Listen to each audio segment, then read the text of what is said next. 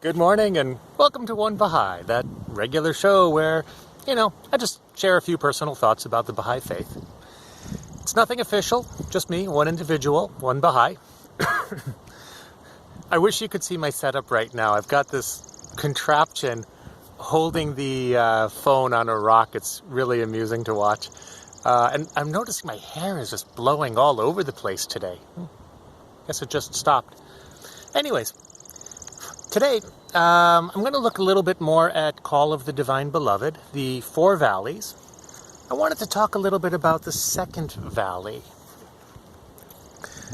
In the introduction, I mentioned that I think Baha'u'llah is showing us the four different types of people who are searching for truth. And the first valley was the valley that pertained to the self.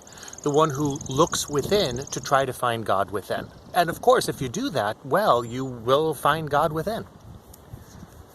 The second valley, wow, my hair is really crazy this morning.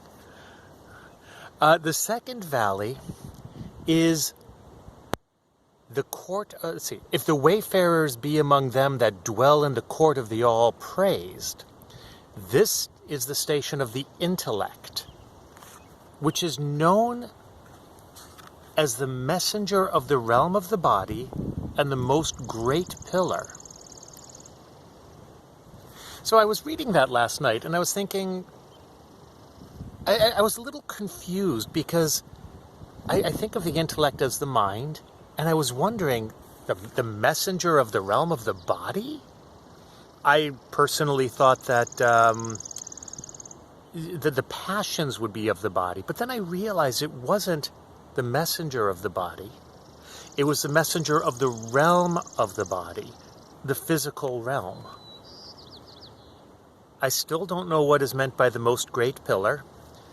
Because this was written to a Sufi mystic, I would like to research today what the most great pillar means in Sufism.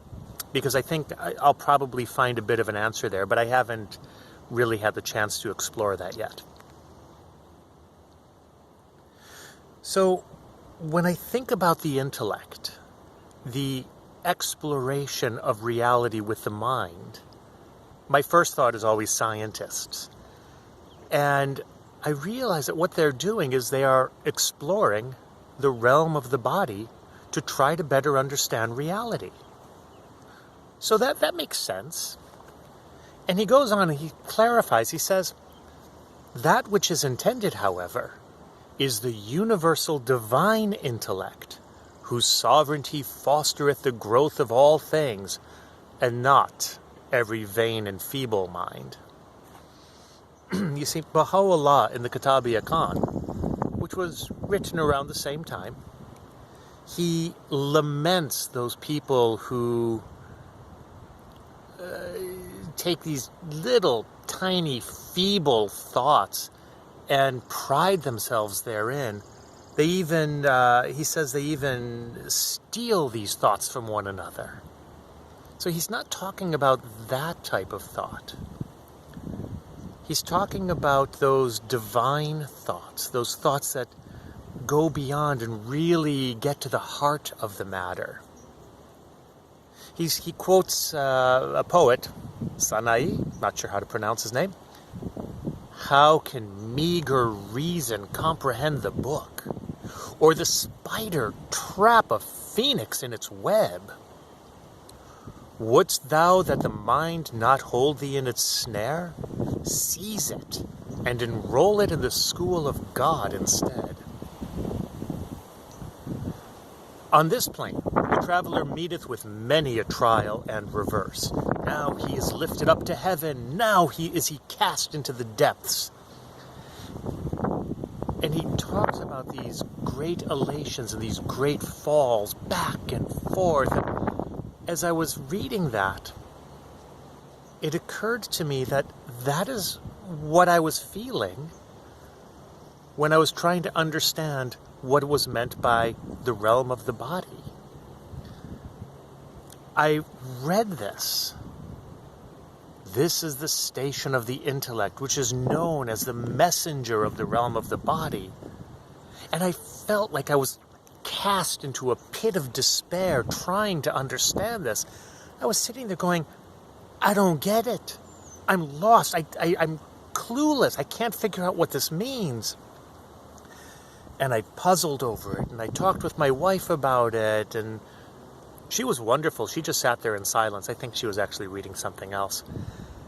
And she let me ponder it on my own. And finally, my eyes were drawn to the word realm. And it just hit me like a beam of light that he wasn't talking about the body, he was talking about the physical realm, the realm of the body. And I felt as if I was lifted up to heaven.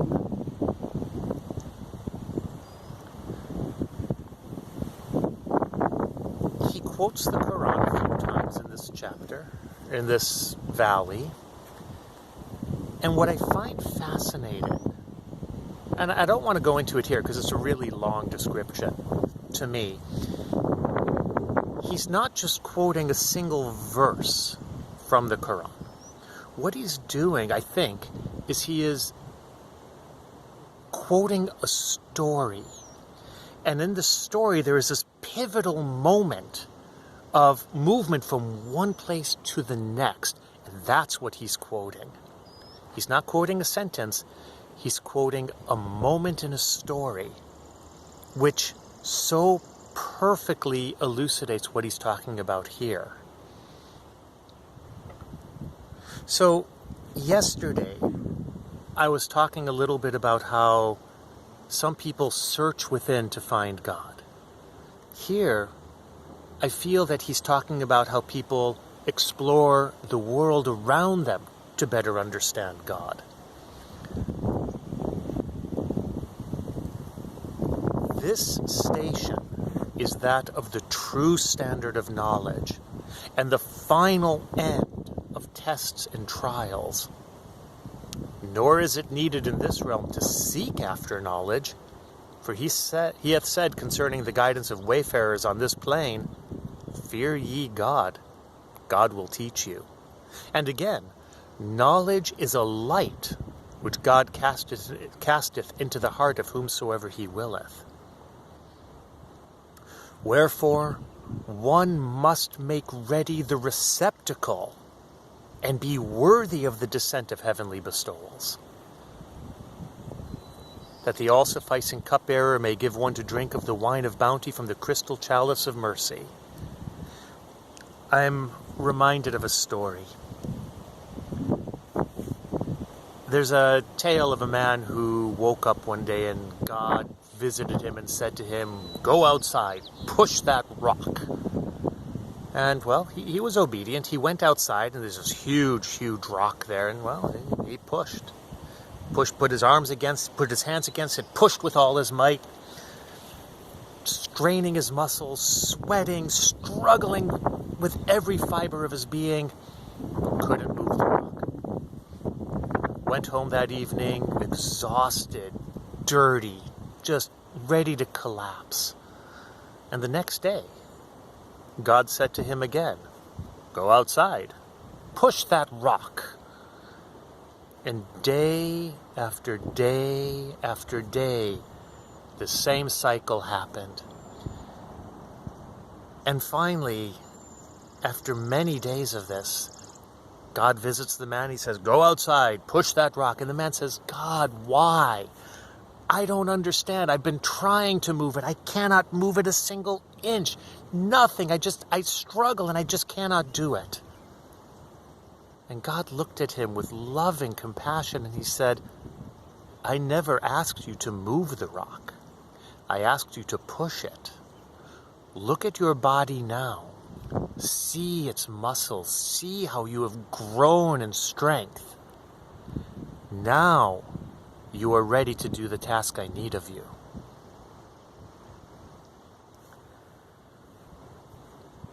When we learn how to look at reality, when we train ourselves in exploring reality, university science courses are great for this. As we begin to learn the methods of science, the methods of exploration, then we can apply them in other areas. As he says in this, ready yourself. Oh, I just had that. Where was it? I lost my page. But he says, at the very end of that valley, he says, one must make ready the receptacle and become worthy of the descent of heavenly bestowals. You must train yourself in the ways of the intellect in order to be able to use them in the service of God. I think this is one of the reasons why Baha'is value education so highly. We are told to explore reality for ourselves. The independent investigation of truth is one of the primary principles of the Baha'i faith, and the best way to do that is to train your mind.